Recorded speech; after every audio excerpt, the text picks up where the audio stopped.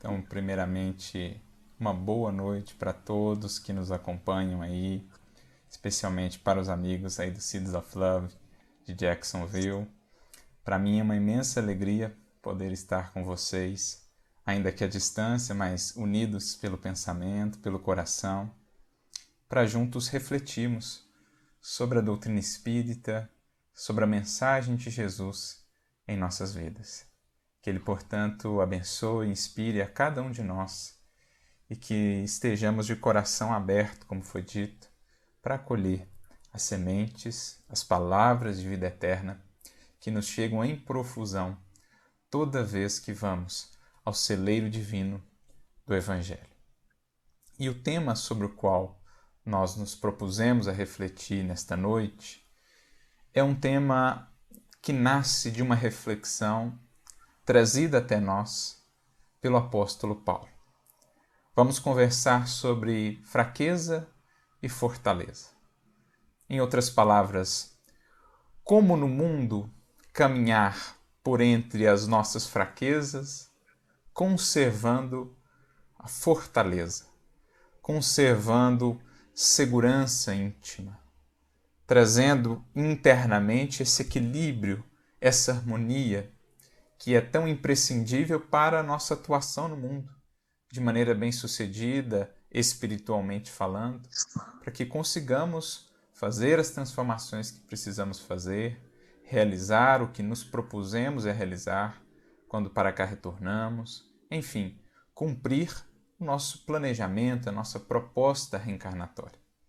Especialmente quando, à luz da doutrina espírita, consideramos o valor enorme, inestimável de uma encarnação. Quanto mais vamos entendendo isso, mais vamos aprendendo e buscando valorizar cada vez mais a nossa encarnação. Aprendendo a como nos portar aqui, aquilo de que precisamos para triunfar, para sairmos daqui melhores do que quando aqui chegamos. Enfim, vamos aproveitando, aprendendo a aproveitar, vamos dizer assim, ao máximo a oportunidade que nos é concedida de voltarmos à experiência material. E nem sempre aqui no mundo nós entendemos muito bem o que realmente nos fortalece, o que realmente dá para nós, para o nosso mundo interior, essas bases seguras de que tanto carecemos. Não entendemos muito bem porque muitas vezes os vícios que ainda trazemos, as ilusões que ainda alimentamos, vão nos conduzir por falsos caminhos de segurança. Vão nos fazer crer que estamos fortes se temos isso ou aquilo, se conquistarmos isso ou aquilo outro, quando em verdade muitos desses caminhos de aparente fortaleza, segurança, poder no mundo, acabarão sendo caminhos de grandes quedas mais adiante.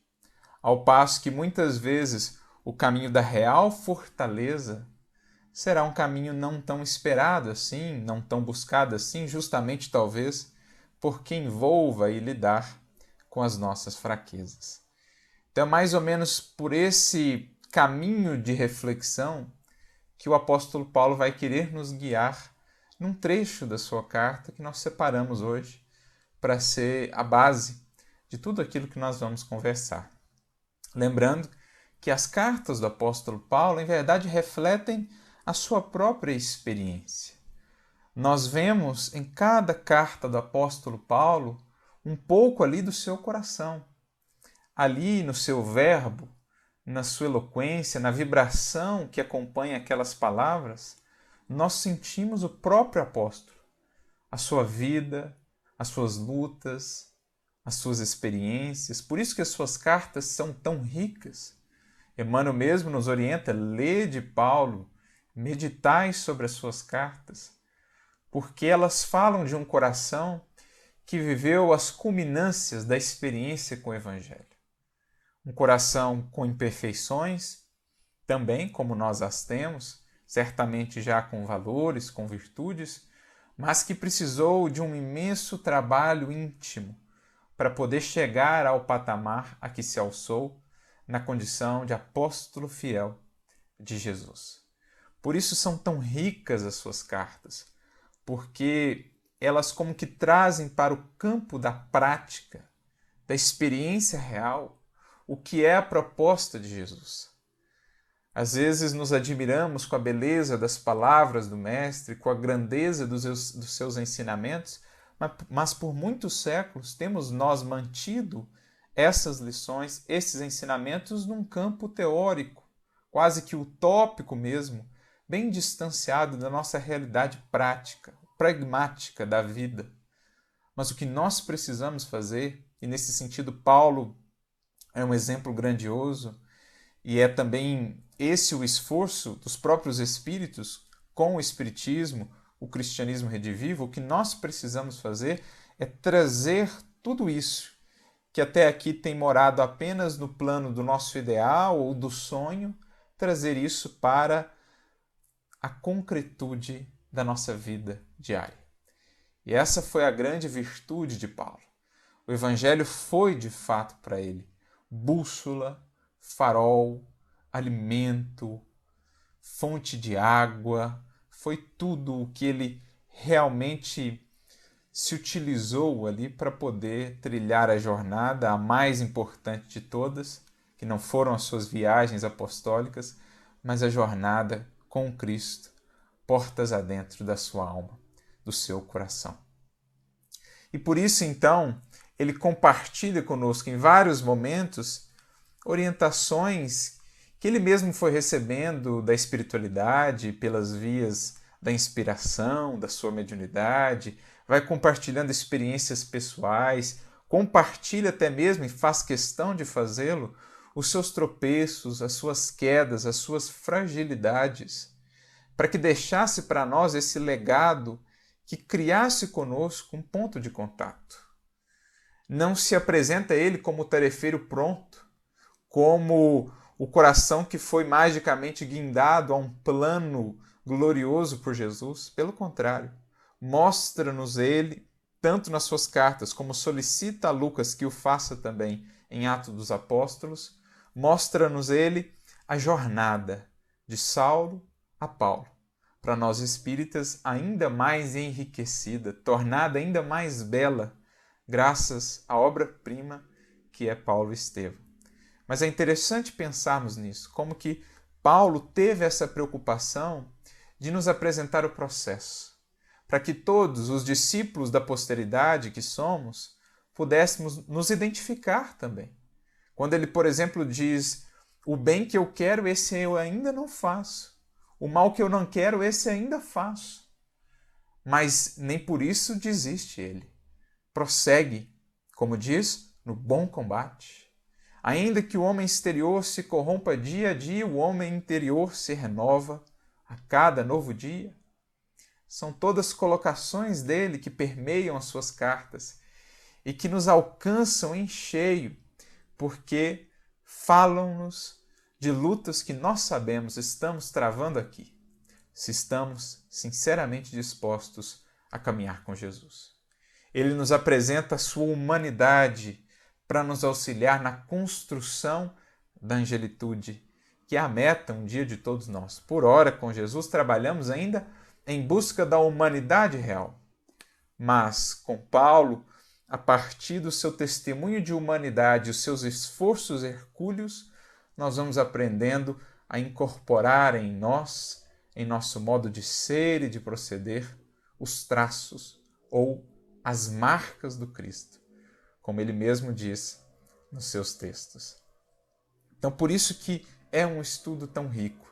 E nós quisemos tomá-lo aqui como referencial para a nossa reflexão nesta noite, claro, sempre enriquecidas essas reflexões acerca do Evangelho pelas luzes que o Consolador projeta sobre as lições imperecíveis de Jesus e dos seus colaboradores diretos, como o apóstolo Paulo, aqueles demais que contribuíram com ele nos registros aí do Evangelho, né, ou no registro da sua passagem pelo mundo, bem como na continuidade da sua tarefa no cristianismo primitivo. Então, o trecho que nós vamos tomar como base para a nossa reflexão hoje aqui, ele se encontra na segunda carta do apóstolo Paulo aos Coríntios, lá no capítulo 12, mais especificamente dos versículos 8 em diante. Nós vamos focar aqui nos versículos 9 e 10. Mas para que possam entender melhor o contexto, fica a sugestão para que leiam depois todo este capítulo, ou, de preferência, a carta inteira. Mas, apenas para dar uma contextualização básica, Paulo, nesse trecho da carta, fala a respeito de um espinho na carne que ele enfrentava. Não sabemos ao certo o que é esse espinho na carne. Sabemos que se trata de alguma dificuldade com a qual ele ainda convivia internamente. Como dissemos, era um espírito, embora já com muitos valores ali de disciplina, de vontade, de força e de dedicação, era um espírito ainda em jornada de transformação interior. Ele mesmo disse, o mal ainda estava ali em seu coração. Mesmo não o querendo, muitas vezes ainda o encontrava. Então tinha ainda tentações, tinha ainda aspectos com os quais lidar no campo íntimo ali do seu coração. E ele então diz que orou a Jesus por 3 vezes para que lhe auxiliasse com aquela questão, para que afastasse aquele espinho.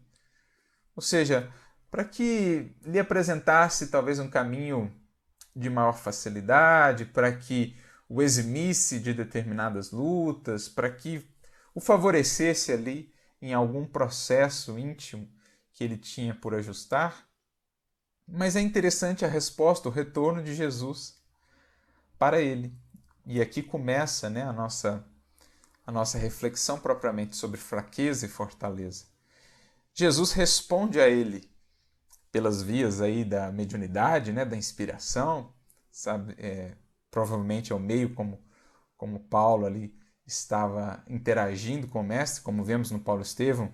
Em alguns momentos, né, Jesus realmente aparece para ele, dialoga com ele. Em outros momentos, por meio de Estevão, Jesus atua junto dele, né, por meio do espírito de Estevão. Mas enfim, seja como for, Jesus esclarece a ele, ou responde a ele, dizendo que não afastaria aquele espinho na carne.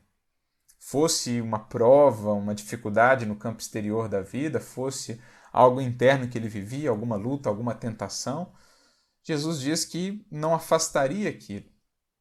E mais do que isso, ele explica, ele dá uma orientação para Paulo, que nos alcança também e que tem, ou que nos leva, pelo menos, a profundas e importantíssimas reflexões sobre a nossa jornada íntima, a nossa construção interior dessa fortaleza que almejamos, dessa segurança, desse equilíbrio na caminhada com Cristo, para que bem possamos agir no mundo, para que possamos discernir os melhores caminhos, atitudes, escolhas, enfim.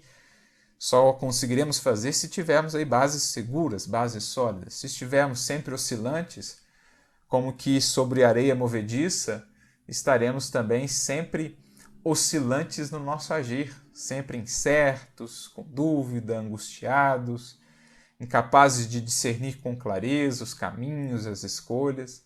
Da importância dessa base, dessa fortaleza, ou resiliência, essa que é uma virtude bem paulina. Em vários momentos de suas cartas, ele vai fazer uma referência aí à fortaleza, né? À resiliência.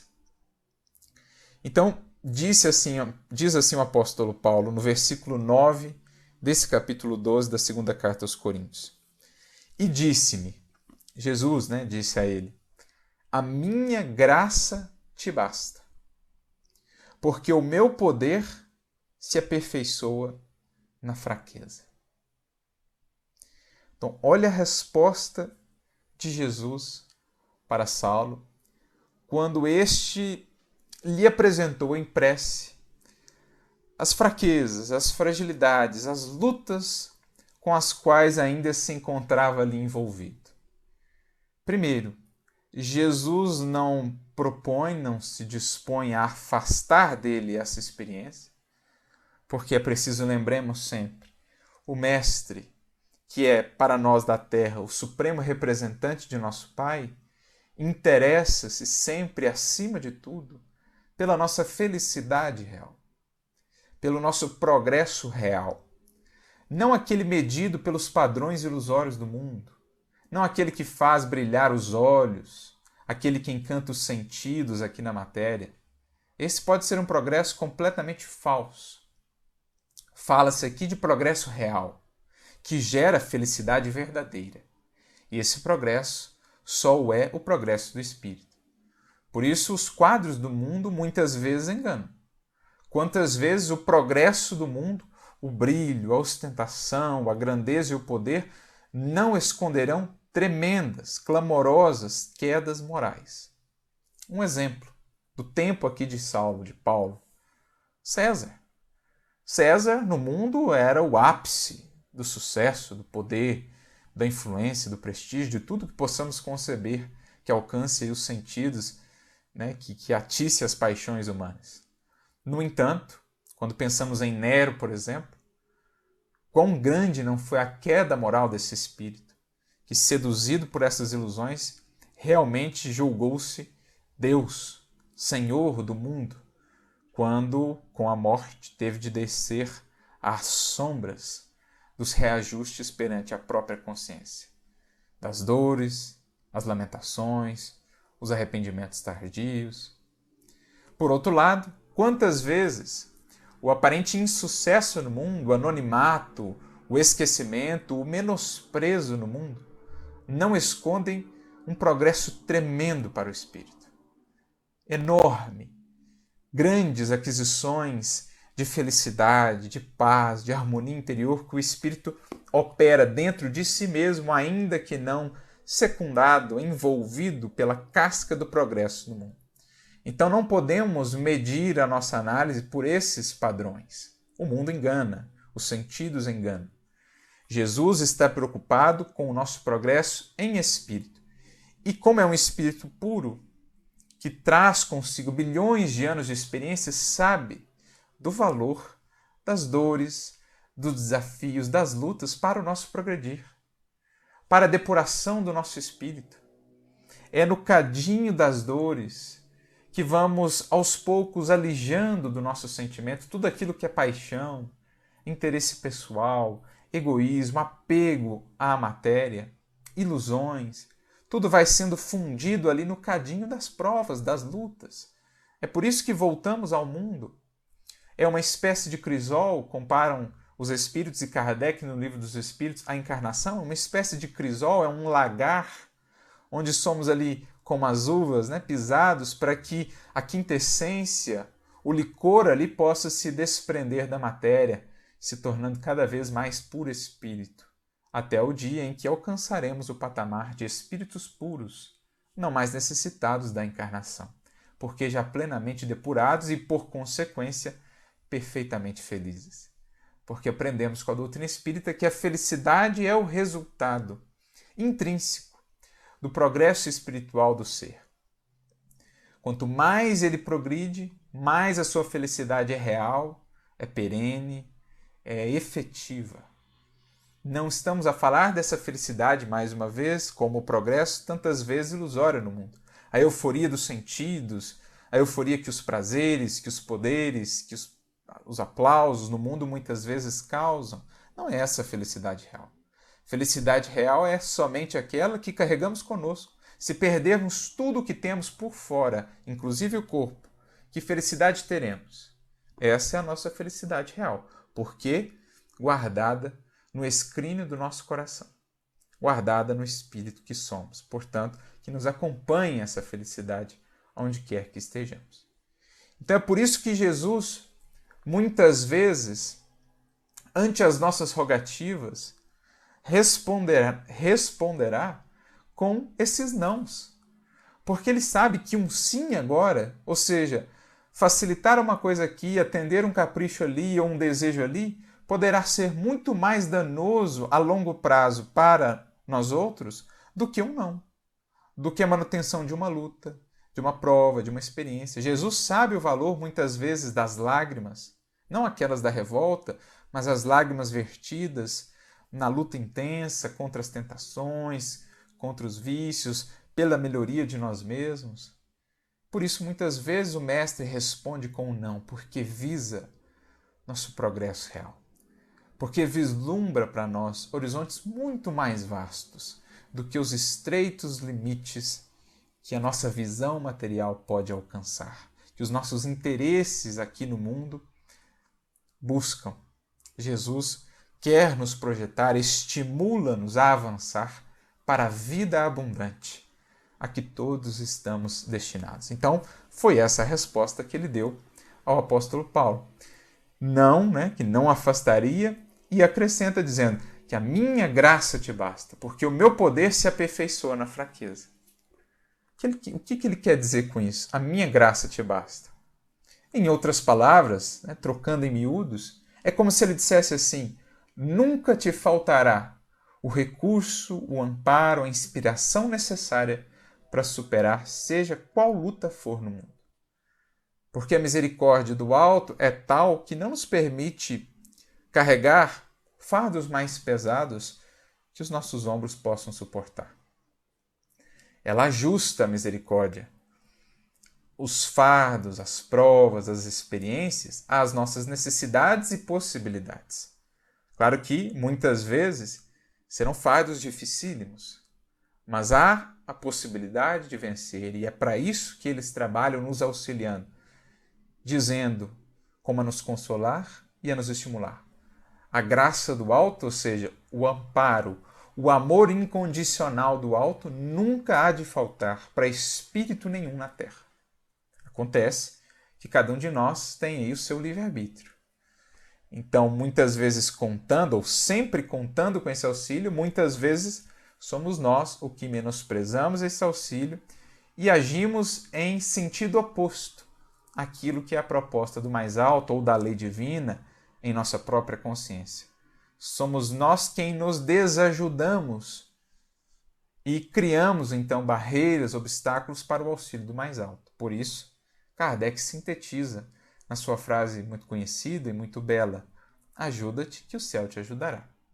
Então, a graça do alto nunca falta e sempre basta, porque ela vem sempre na medida justa, necessária, abundante mesmo, para que a gente consiga encontrar os caminhos, superar os desafios.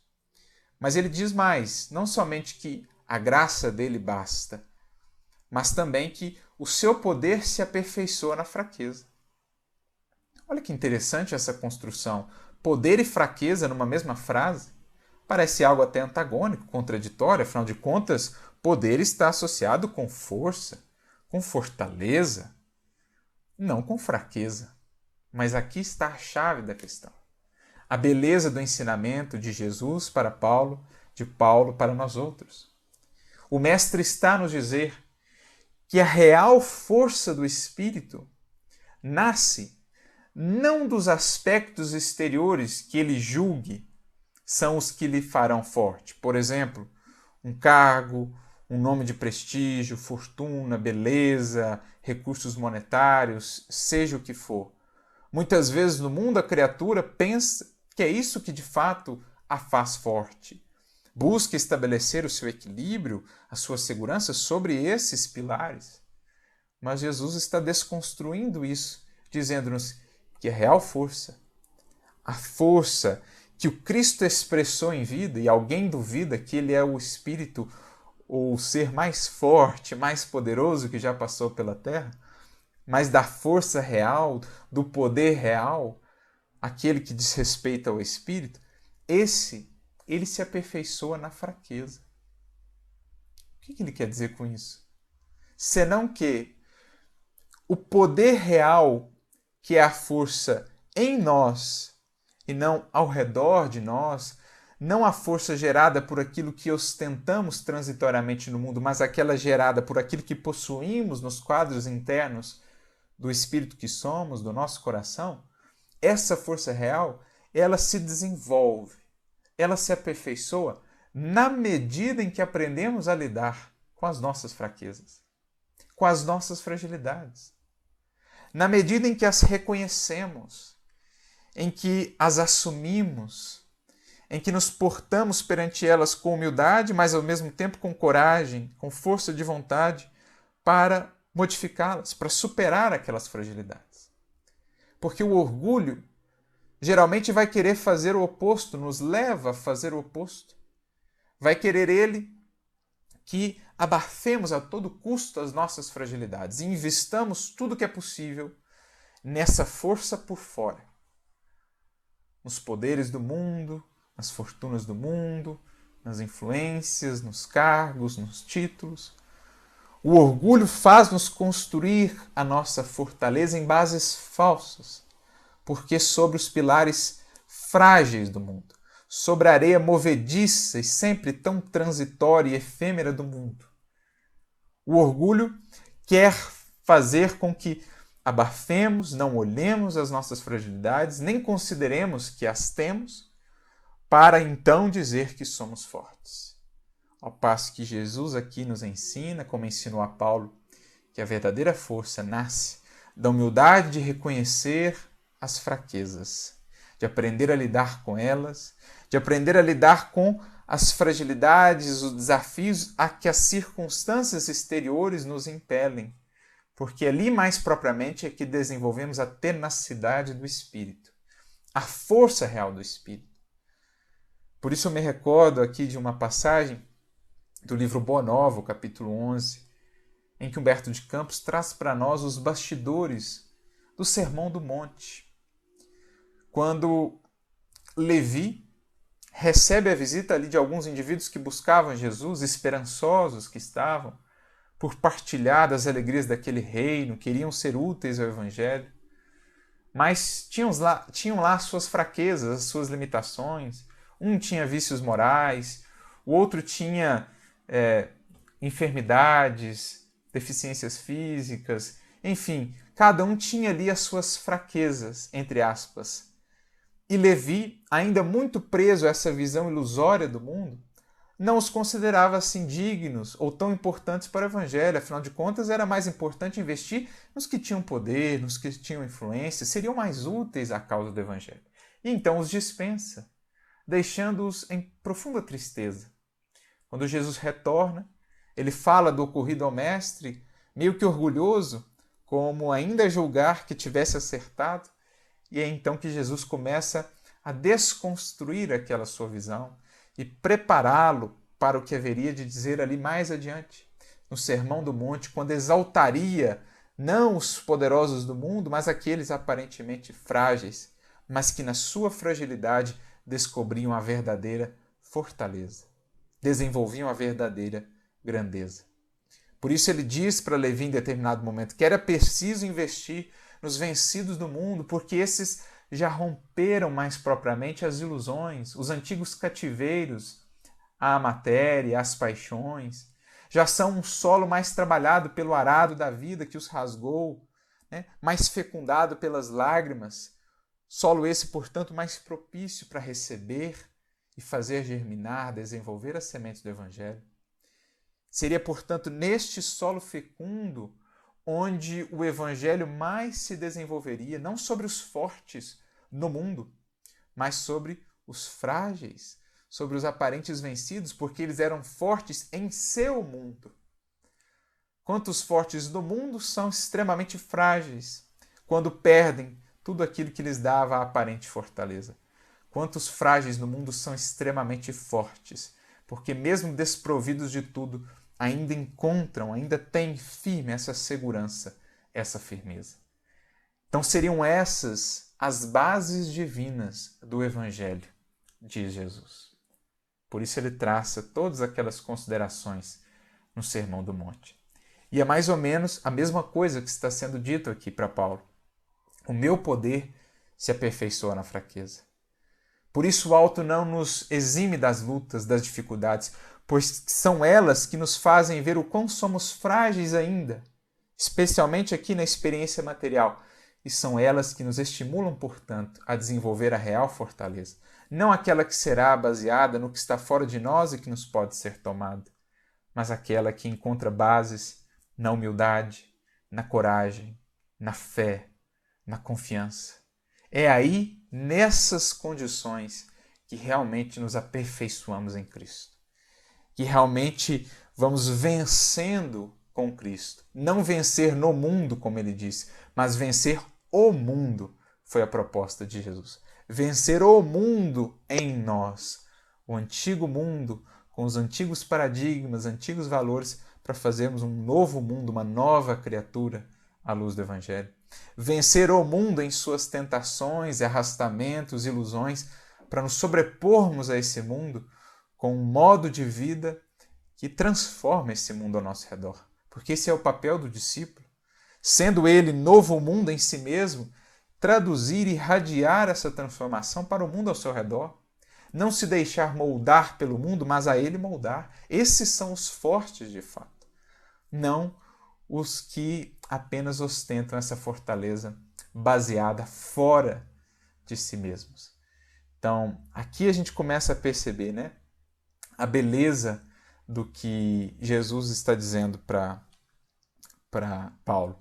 E isso me recorda um outro texto do nosso querido Emmanuel, que se encontra no livro Fonte Viva, lá no capítulo 111, intitulado justamente Fortaleçamos-nos, cujo comentário de Emmanuel, né, vai se dar em torno de uma mensagem de um outro trecho do apóstolo Paulo, agora na carta aos Efésios, capítulo 6, versículo 10, quando Paulo sintetiza para nós, complementando o que aqui está sendo trabalhado na segunda carta aos Coríntios. Paulo diz: sede fortalecidos no Senhor. Sede fortalecidos no Senhor. Onde está a nossa fortaleza? Na presença desse poder do Cristo em nós. O quanto do Cristo já conseguimos trazer para dentro de nós. Aí está a nossa fortaleza. Foi o que Simão Pedro aprendeu. Julgava-se ele forte enquanto tinha Jesus ao seu lado.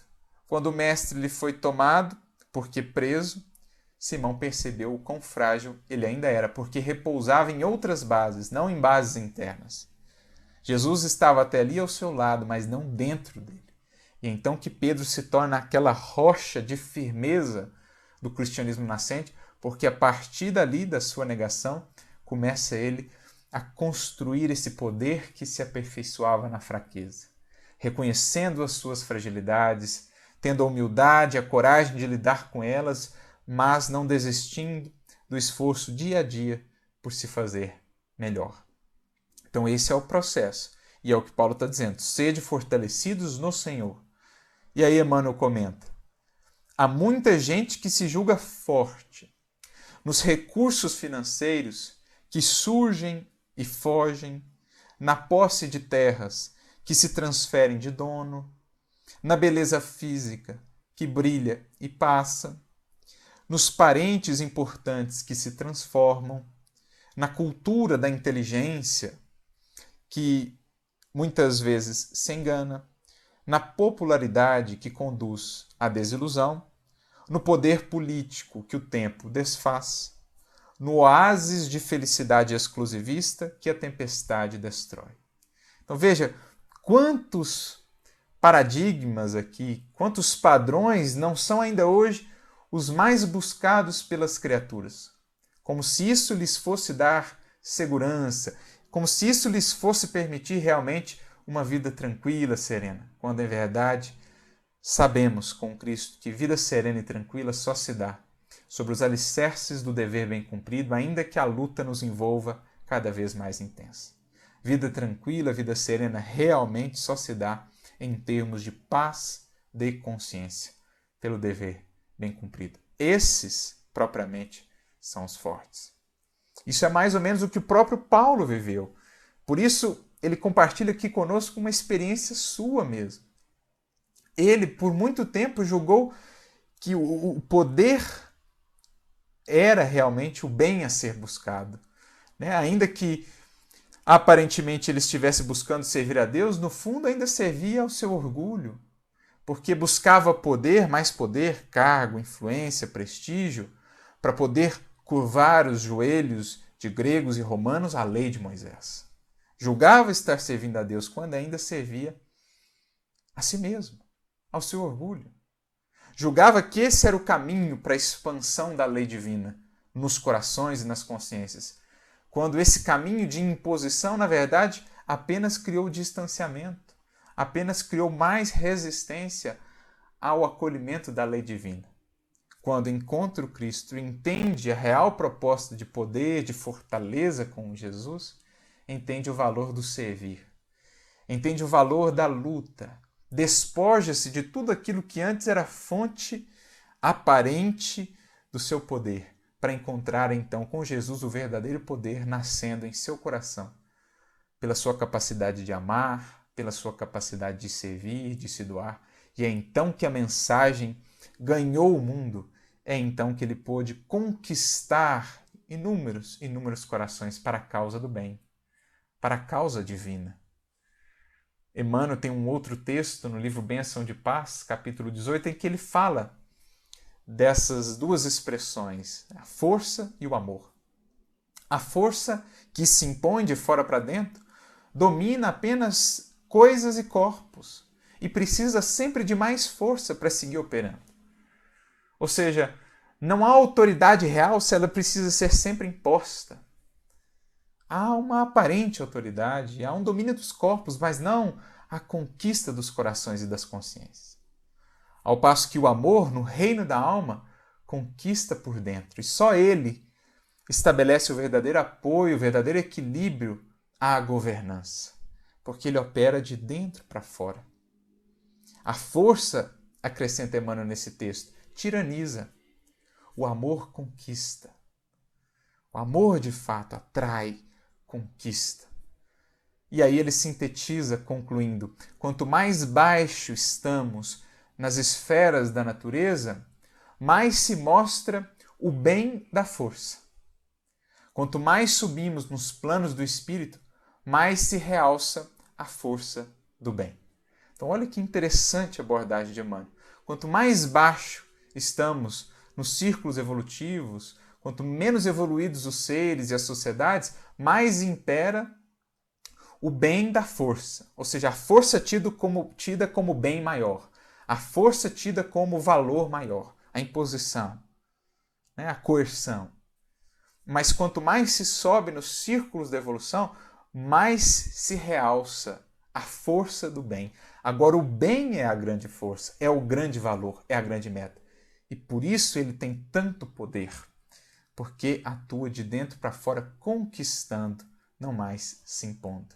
Assim se explica a grandeza do Evangelho, o império do Cristo que só cresce no mundo com o passar dos séculos, ao passo que todos os outros que outrora utilizaram-se do bem da força, passaram, são hoje história, seus impérios são hoje ruínas, são hoje lembranças, muitas vezes dolorosas. Por quê? Não conseguiram entender essa verdadeira fortaleza, esse verdadeiro poder sobre o qual está se falando aqui. Quando a gente olha para Jesus, a gente vê o quão grande é realmente a força do bem em oposição ao bem da força. Quando a gente olha para um Eurípides Barçanufo, quando a gente olha para um Chico Xavier, que eram materialmente desprovidos de tudo, apresentavam-se naquela fragilidade perante os sentidos do mundo. Mas que força, que grandeza, que poder, transformando ao longo dos tempos tantos e tantos corações, gerando tanto bem, tanta consolação, tanto conhecimento da verdade, busca pela luz. É o que está sendo dito. Voltando ao texto de Emmanuel, lá no Fonte Viva, capítulo 111. Sim, há muita gente que supõe vencer hoje para acabar vencida amanhã. Todavia, somente a consciência edificada na fé, pelos deveres bem cumpridos à face das leis eternas, consegue sustentar-se invulnerável sobre o domínio próprio. O que ele está dizendo? Só consegue se sustentar invulnerável, firme, com a real fortaleza, o espírito que se sustenta sobre uma consciência edificada na fé, pelos deveres bem cumpridos, à face das leis eternas, da lei divina. Aí está a real fortaleza. E isso não se faz sem lidar com as nossas fragilidades, sem real conhecimento de nós mesmos, sem mascarar uma imagem do que não somos. Por isso, um dos primeiros chamamentos para todo aquele que aceita o discipulado com Jesus é aquilo que está lá narrado no Evangelho, no caso do cego Bartimeu, o cego de Jericó, um dos primeiros movimentos que ele faz quando atende ao chamado do Cristo é lançar fora a sua capa. É forte aquele que se conhece. E nós temos, enquanto espíritos ainda imperfeitos, muitas fraquezas por conhecer em nós, por assumir em nós, não nos acomodando com elas, é fato, mas não as apagando, não as escondendo. Essa fortaleza ilusória do orgulho, que infla a si mesmo, é como um balão.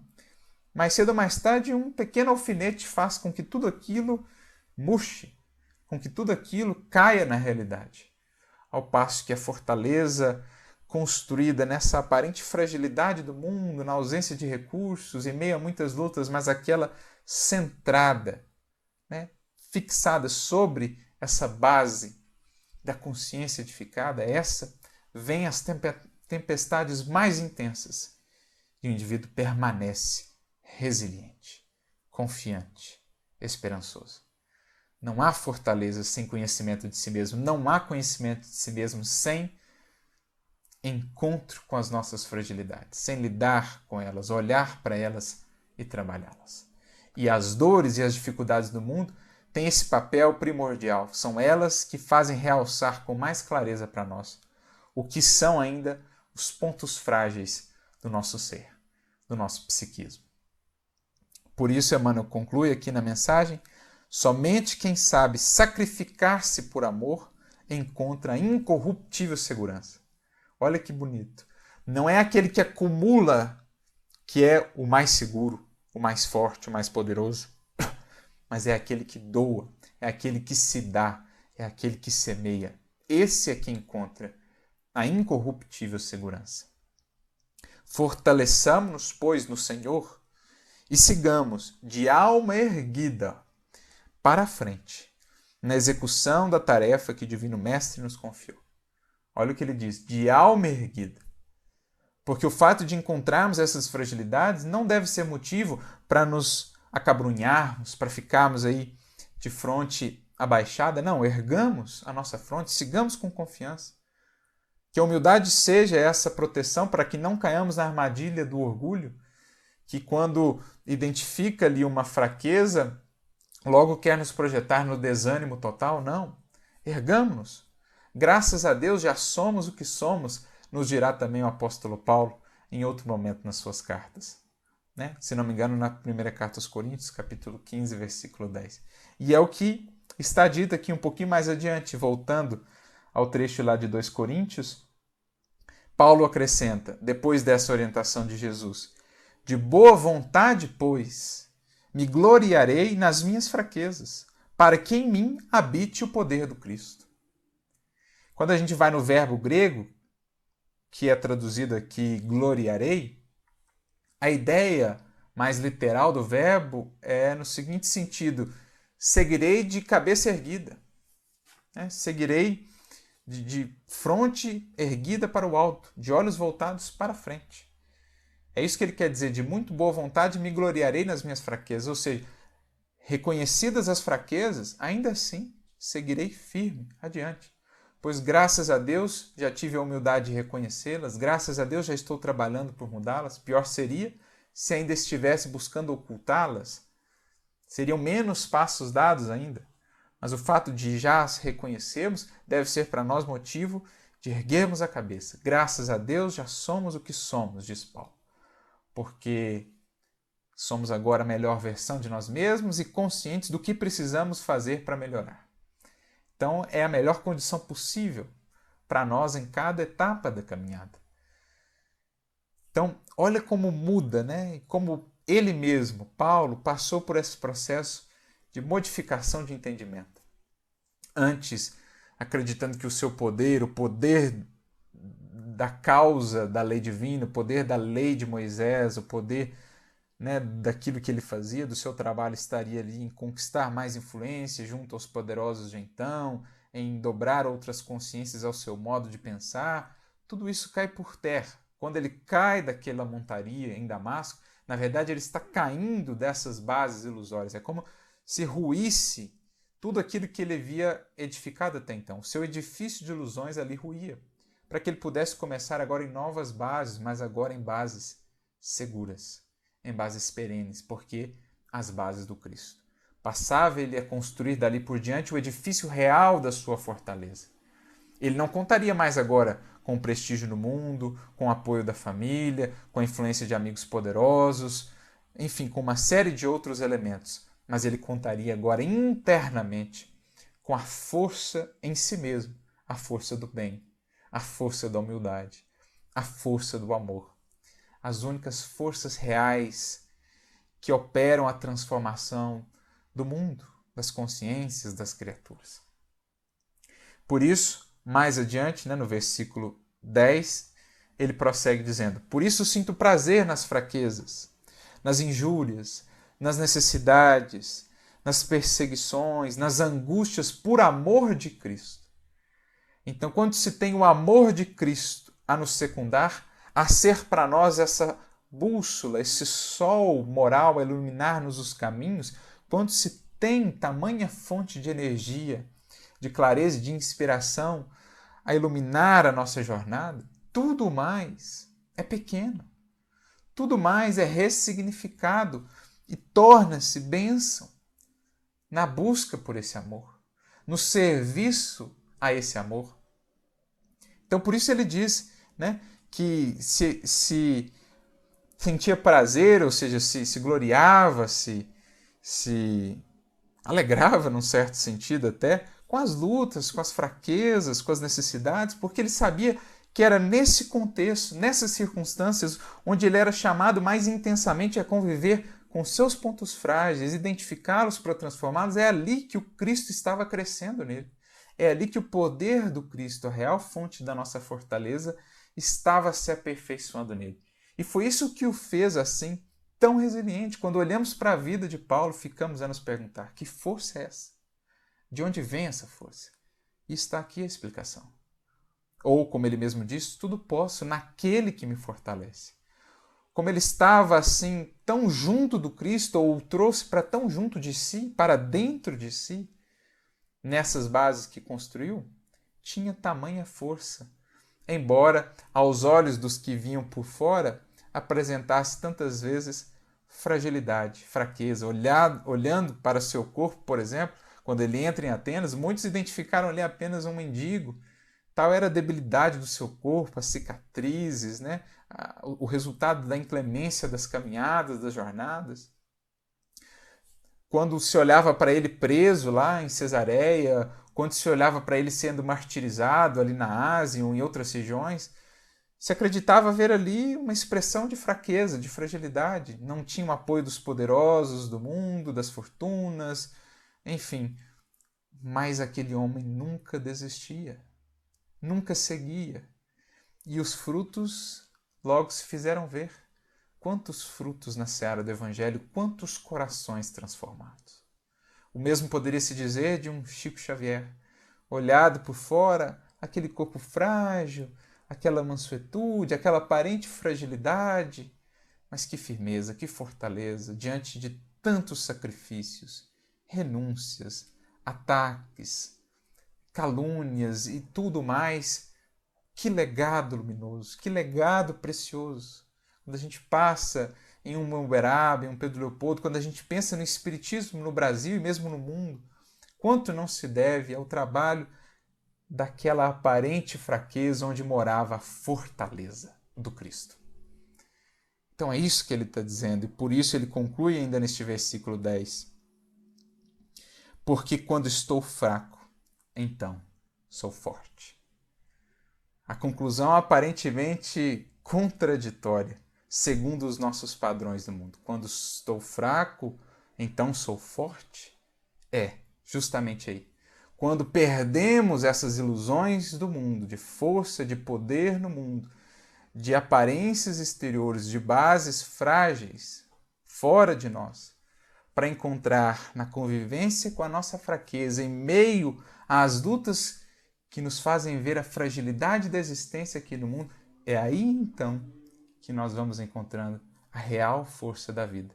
Porque descobrindo em nós a força do bem, a força da paz, a força do amor, que foi a força de que Jesus se utilizou para criar esse império que apenas se amplia nos séculos, no mundo, ganhando mais e mais corações, não pela imposição, mas pela conquista de cada coração, para a glória do bem, do amor, do Evangelho.